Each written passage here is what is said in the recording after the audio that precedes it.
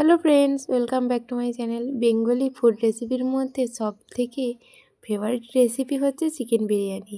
তো আজকে আমার রেসিপি চিকেন বিরিয়ানি। তো চলো, প্রথমেই যেটা করবেন, বাসমতি চালটা জলে ভিজিয়ে রাখবেন। এবার কড়াইয়ে তেল দিয়ে আলুগুলো প্রথমেই ভেজে নেবেন। এখন বাঙালিদের মধ্যে 100%-এর মধ্যে 80% লোক প্রায় বিরিয়ানি ভালোবাসে।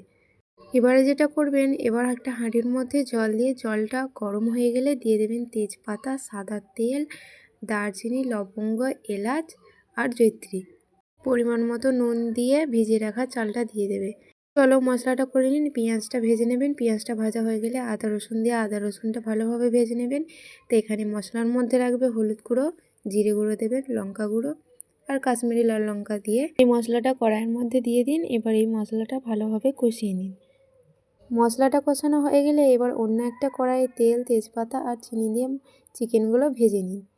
চিকেনগুলো অল্প একটু ভাজার পর দিয়ে দিন কষিয়ে রাখা মশলাটা। এবার স্বাদ মতো নুন দিয়ে চিকেনটা কষানো হয়ে গেলে নামিয়ে নিন।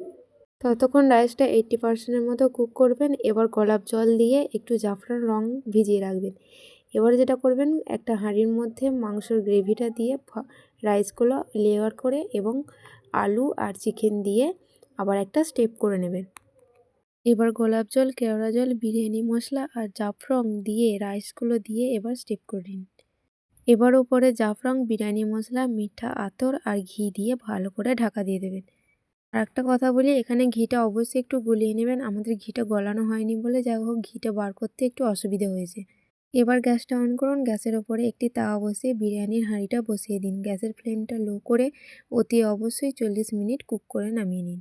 গ্যাসের ফ্লেমটা কিন্তু অবশ্যই লো রাখবেন, নয়তো বিরিয়ানিটা ধরে যাওয়ার সম্ভাবনা থাকতে পারে।